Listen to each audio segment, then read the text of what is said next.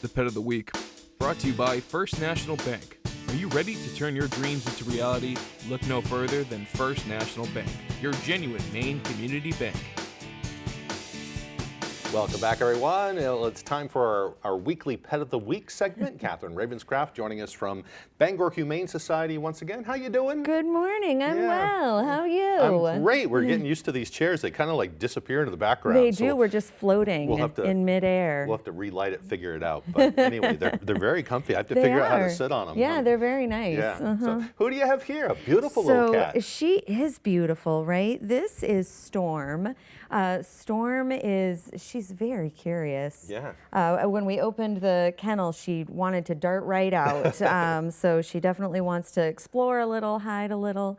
But she is 6.5 years old. She actually was surrendered to the shelter somewhat recently with a sister who is still at the shelter. They are bonded though, and they will need to go home as a pair. All right. The sister's name is Ghost, and their story is that they just came from a house where there were too many cats, and they decided, since these two were bonded, that they could go together to the shelter and find a new home. Find a new home Yeah, together. yeah. For people that don't understand that, what is bonding?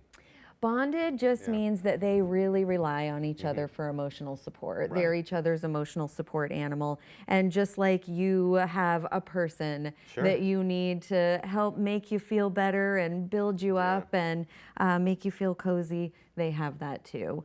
You'll often see that they will clean each other when they're bonded, and really they curl up, they sleep together, they spend a lot of time together. It's a fairly peaceful relationship, and you see it in rabbits as well. Rabbits, guinea pigs. You see it in dogs. I have a pair of bonded dogs. You can just kind of tell that there's something about their connection. Yeah, right. It'd be special. devastating to them if you ever took them apart too. It really just would. Like people. Yeah. One of them could shut down, and sometimes you've got one that will do fine. Yeah. And then the other one will not do fine. So you keep them together for the health of the one that needs it. Well, if you have any room in your home and in your heart for a couple of kitties, they might be perfect. What color is the other one? They look almost identical, honestly. Yeah, they both have this beautiful, long, buff, torty hair.